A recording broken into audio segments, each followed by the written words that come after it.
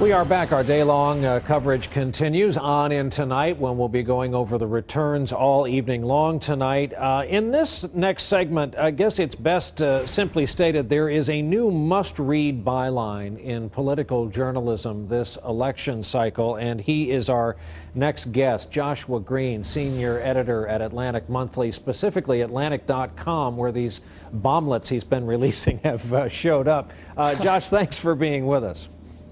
Well, thank you, Brian. Most recently, your piece inside the Clinton campaign shakeup, and then just last night I read your latest on Clemens, Messrs. Clemens and Specter, which is just a fantastic overview of the what we saw unfold, the intersection between sports and politics on Capitol Hill last week. But let's start at the beginning. In portions of what was going to be an article in GQ magazine, and Hell Hath No Fury Like a Reporter Scorned by the Clinton Campaign, you went on to explain the departure of Patty Solis Doyle by looking inside the inner workings of the Clinton campaign. When you watch the Clinton campaign, what do you look for? Give us a viewer's guide to it based on how much you know of the machinations inside.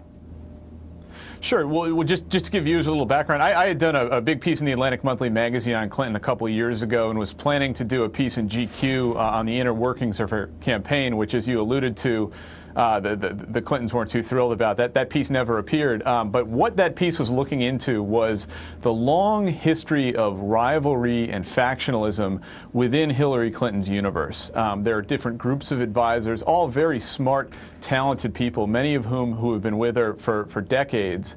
But there are a lot of tensions there in previous campaigns. In her Senate campaign in 2000, the squabbling there nearly brought her down. And as things have gone sour for her in this primary season, a lot of those same rivalries have begun to emerge. And we saw this just a week ago with the firing of her campaign manager, Patty Solis Doyle. Do you buy into this argument? I've heard proffered 2 or 3 times lately that there are actually some comparisons in leadership, management, campaign style between Senator Clinton and the current President Bush, a relative small circle where loyalty is placed above most other qualities. I mean, in this day and age, that's an awfully serious charge to make against someone. I think what I would say is that if you look at Hillary Clinton and her staff, she has always prized loyalty and discretion. And as I say in this Atlantic Online piece, the reason that Solis Doyle was put into place was because she had demonstrated more loyalty toward Hillary Clinton than almost anyone else in the Clinton universe. The trouble was she did not have a lot of experience running campaigns. In previous years, that hasn't been a problem when Clinton ran for the Senate in New York. But this time around, there's a compelling challenger in Barack Obama who has run a terrific campaign, and in doing so has pointed up a lot of the problems within Hillary's campaign. And if you take a look at what exactly has gone wrong, it's hard not to conclude, and I do conclude in this article, that by prizing loyalty above competence, she's really run herself into trouble.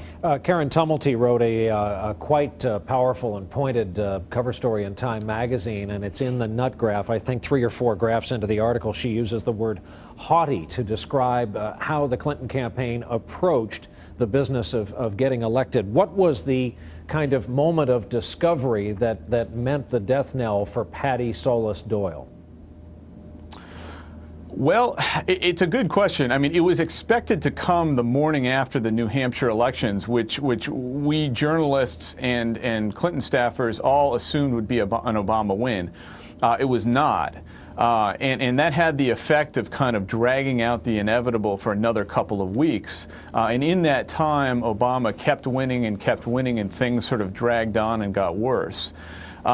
So I think that really, I think it was recognized after Iowa, after that loss, but nothing was really done about it for a couple more weeks. And if this election continues to be as close as it has been, that could prove to be a fatal flaw.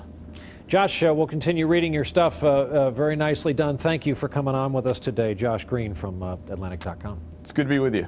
Up next, as our coverage continues, the Republicans, a look inside John McCain's campaign.